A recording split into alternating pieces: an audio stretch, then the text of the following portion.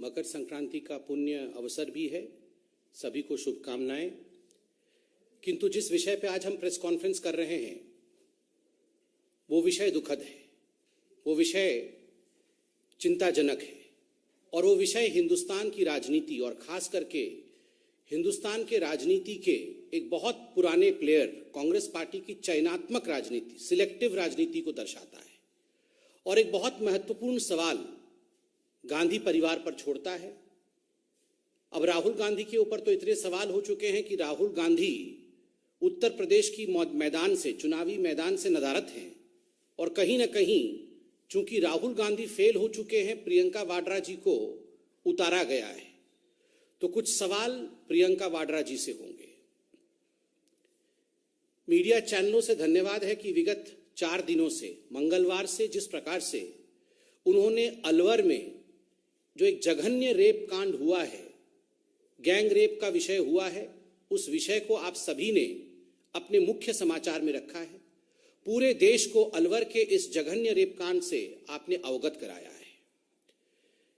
दिल दहल जाता है यह सोचकर भी कि एक 15-16 साल की नाबालिग लड़की के साथ, वह भी एक दिव्यांग लड़की के साथ, जो मूक हो, जो बधिर है, जो समाज की ताना सुन नहीं सकती और जो बोल नहीं सकती, अपनी व्यथा को व्यक्त नहीं कर सकती, अपने दर्द को, उस लड़की के साथ, उस छोटी सी नन्ही परी के साथ जिस प्रकार का बर्ताव राजस्थान के अलवर में हुआ है।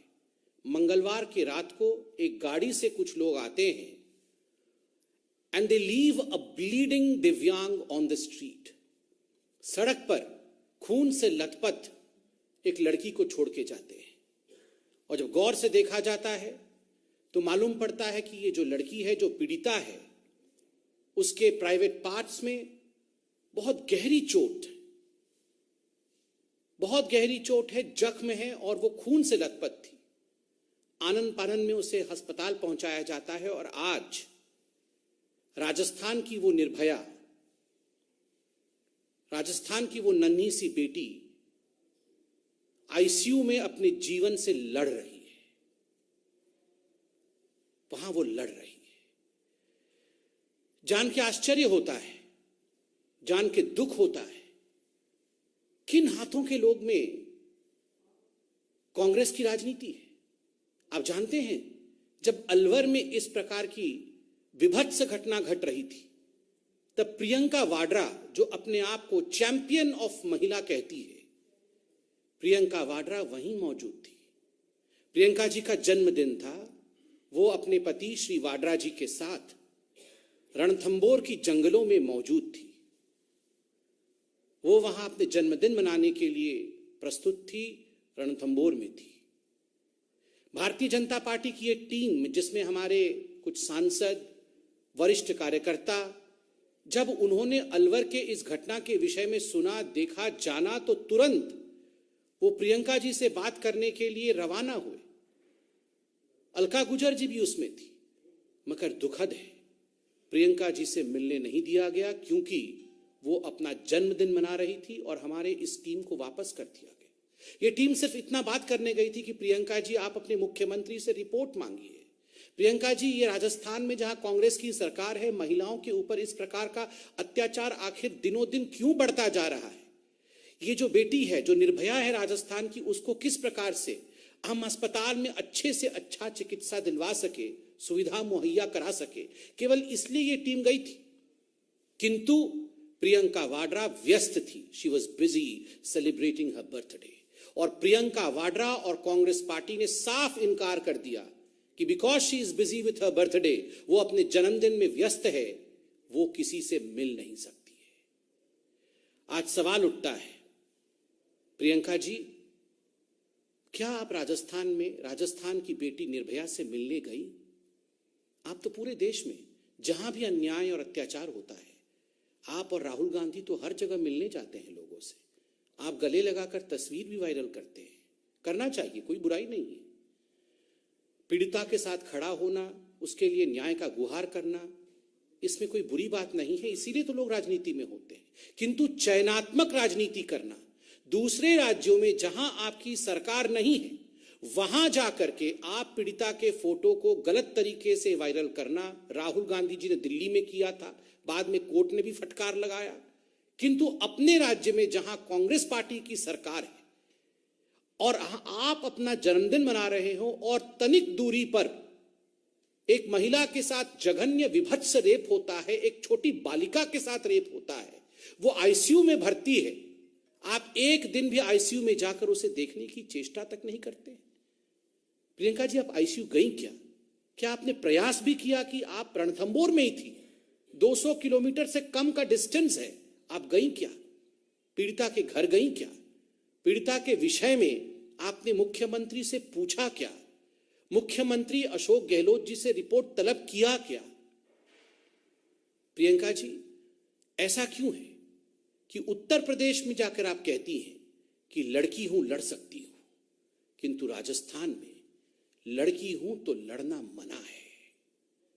उत्तर प्रदेश में लड़की हूं लड़ सकती हूं, राजस्थान में लड़की हूं तो लड़ना मना है। चुप रहना ही पड़ेगा क्योंकि यहां कांग्रेस की सरकार है। प्रियंका जी, आज आपको सुनना पड़ेगा।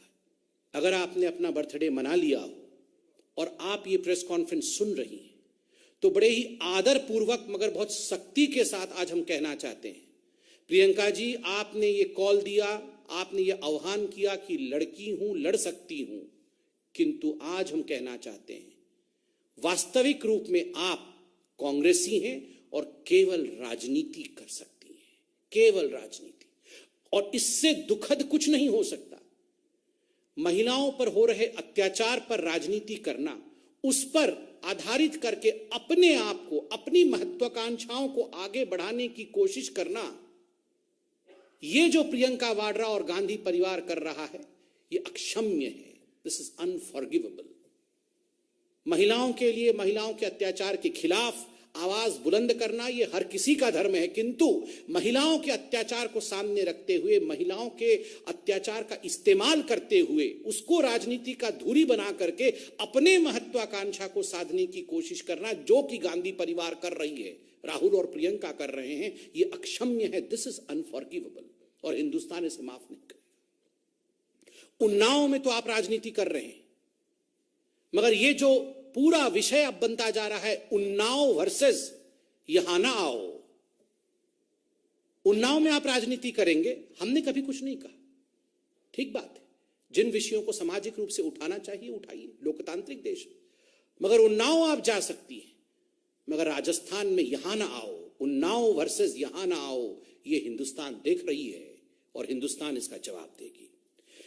और राहुल जी, जैसा कि मैंने कहा, आपसे तो सवाल पूछना उचित भी नहीं है, क्योंकि आप तो स्वयं मानते हैं कि आप फेल हो चुके हैं और आप उत्तर प्रदेश के मैदानी जंग को छोड़ करके, खैर अभी मेरे ख्याल से विदेश से वापस आए हैं 2-3 दिन पहले, मगर फिर भी राहुल जी, आपने दिल्ली में तो फोटो ट्वीट किया, नाम तक बता दिया, परिवार वालों के फोटो को ट्वीट करके वायरल किया, कोर्ट ने इस पर लताड़ भी लगाया। आप अलवर जाएंगे क्या राहुल जी? प्रियंका जी से बात करके बताइए राहुल जी, आप अलवर जाएंगे क्या? महिलाओं के ऊपर जिस प्रकार की राजनीति प्रियंका वाड्रा और कांग्रेस पार्टी कर रही है, इसका एक और खुलासा कल मीडिया चैनलों के माध्यम से हुआ है। रीता यादव नामक एक महिला, जो लंबुआ विधानसभा से शायद कांग्रेस की टिकट मांग रही थी, सुल्तानपुर से, कल हम सब ने चैनल में देखा और बड़ा आश्चर्य हुआ कि ऐसे भी हो सकता है, खुद पे गोली चलाना, खुद पे गोली चलाना। याद करिए, जब प्रधानमंत्री की रैली में इसी महिला ने काला झंडा दिखाया था, तब प्रियंका वाड्रा इस महिला के घर गई थी। उनके घर जाके प्रियंका वाड्रा ने उसके साहस की भूरी भूरी तारीफ की थी। बाद में जब इनके ऊपर गोली चली तो प्रियंका और राहुल दोनों ने ट्वीट किया था कि ये तो बीजेपी का कारनामा है।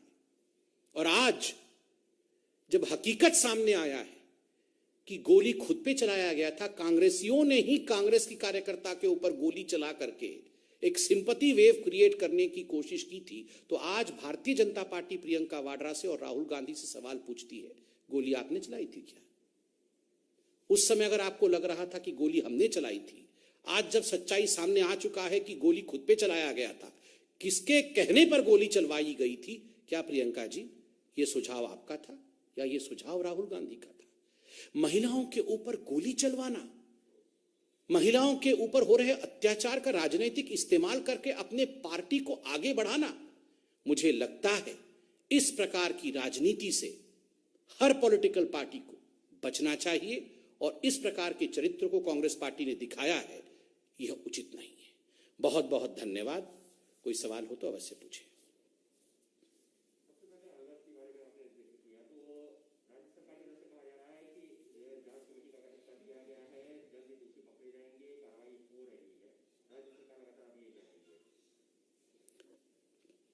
देखिए, मैं तो आपने सही प्रश्न पूछा है राज्य सरकार के ऊपर।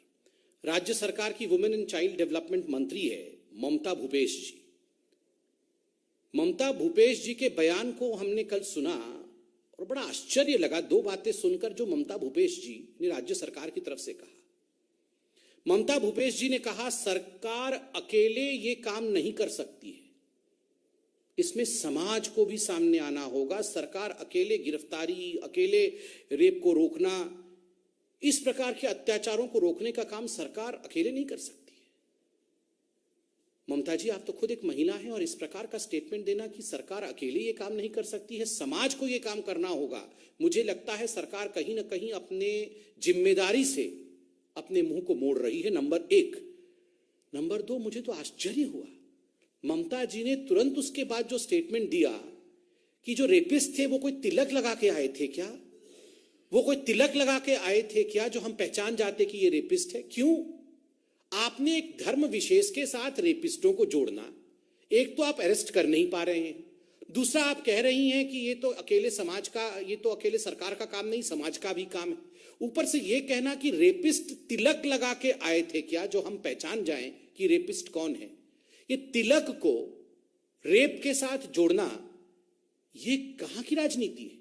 ये किस प्रकार का बयान है? ममता जी को भी और अशोक गहलोत जी को भी इस पे माफी मांगनी चाहिए।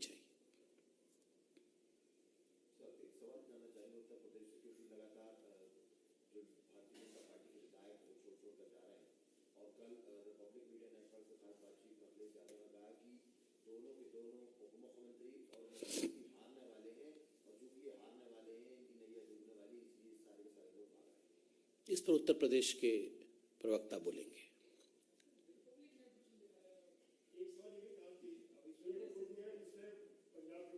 हाँ जी,